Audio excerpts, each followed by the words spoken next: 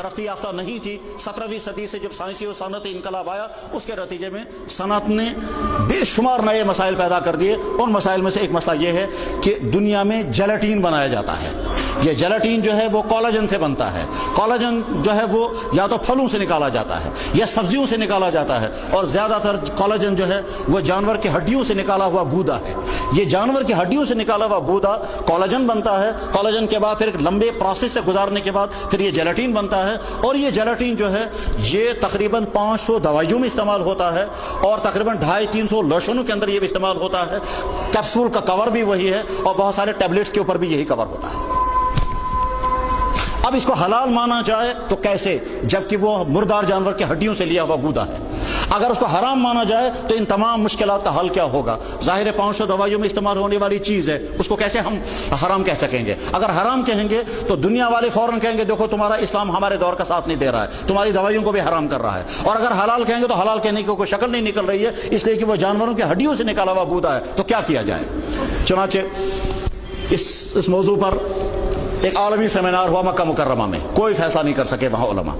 फिर एक दूसरे मुल्क में सेमिनार हुआ, वहाँ भी कोई फैसला नहीं हो सका। फिर उसके बाद एक ज़माने में बम्बई में इस पर मीटिंग हुई, कोई फैसला नहीं हो सका।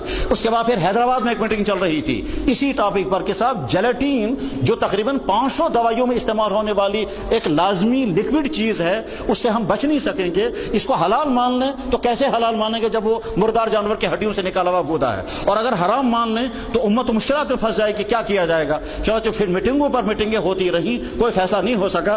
तो मुझे याद आता है कि जब हैदराबाद में सेमिनार हो रहा था, हैदराबाद के सेमिनार में एक अरब आलिम खड़े होकर के क्या कहते हैं?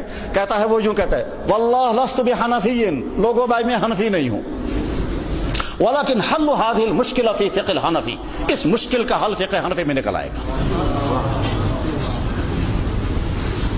जो वो कह रहा था सुनने वाले समझ रहे थे, क्योंकि वो सारे उलमा थे, वो तो सारे बड़े बड़े मुहक्किकीन थे, बड़े बड़े फुक़हा थे, वो सब समझ रहे थे ये क्या कह रहा है। क्या था वो?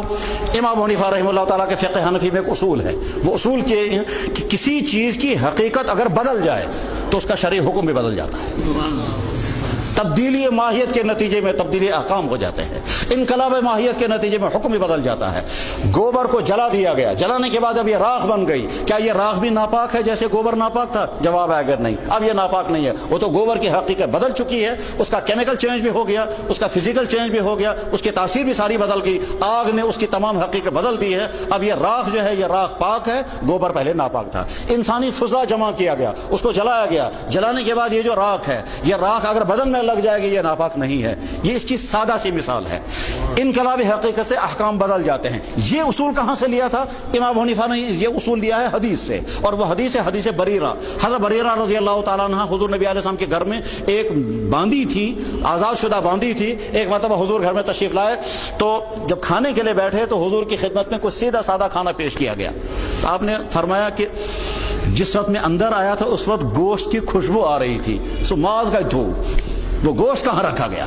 तो आयशा रज़ियल्लाहु अन्हा ने अर्ज़ किया कि हज़रत वो तो बरीरा को किसी ने सदका दिया था, तो इसलिए सदक़े का गोश्त आप नहीं खाते हैं। तो हुज़ूर ने फरमाया सदका बरीरा को दिया गया, बरीरा जब हमको खिलाएगी तो उसकी तरफ से हमको तोहफा होगा, बाकी सदक़तुन वलना हदियतुन, तेरे लिए ये सदका होगा, हमारे लिए हदिया होगा। इमाम साहब ने फरमा देखा वहां से यहां तक चीज आई, इसकी हकीकत बदल गई, यहां से यहां तक ये ज़कात थी, यहां से आगे ये सदिया बन गया। इसी से उसूल निकाल कर कहा तब्दीली हकीकत से तब्दीली माहियत से तब्दीली हुक्म हो जाता है। चनांचे उस उसूल को मुंतबिक किया गया। अब जब देखा गया चंद साइंस के माहिरीन को लाया गया था, उसमें एक सऊदिया के आलिम भी थे, इसी तरह से एक दिल्ली के एक बहुत बड़े साइंटिस्ट हैं डॉक्टर असलम परवेज, वो भी थे। इन तमाम हजरात ने मिल करके वहां फैसला किया कि साहब जेलेटिन बनाने में जो प्रोसेस इख्तियार किया जाता है उसमें हड्डियों के अंदर के गूदे की सारी हैयत बदल जाती है, फिजिकल चेंज भी हो चुका होता है, केमिकल चेंज भी हो चुका होता है। यहां से उलमा ने फैसला कर दिया फ़िक़्ह हनफी के उसूलों के मुताबिक ये चीज पाक हो गई। चुनांचे कैप्सूल का कवर, उसी का वो कैप्सूल का कवर जो वो वही होता है, और ये जो लोशन लगाए जाते हैं और ये जो औरतें घोंटों पर लगाते हैं वो लाली, और इसी तरह से नाखूनों पर जो लगाया जाता है वो सारा वही होता है। इस तरह से फ़िक़्ह हनफी के नतीजे में वो मसला हल हुआ जिसके सारी दुनिया के चारों फुक़हा के मानने वाले घुटने टेक कर बैठे थे, हल नहीं निकल रहा था कुछ। امام حنیفہ رحمہ اللہ تعالیٰ کا کارنامہ یہی ہے کہ آپ نے دنیا کے انسانوں کے سامنے وہ فقہی ضابطہ پیش کر دیا جس کے نتیجے میں دین آسان سے آسان تر ہو گیا.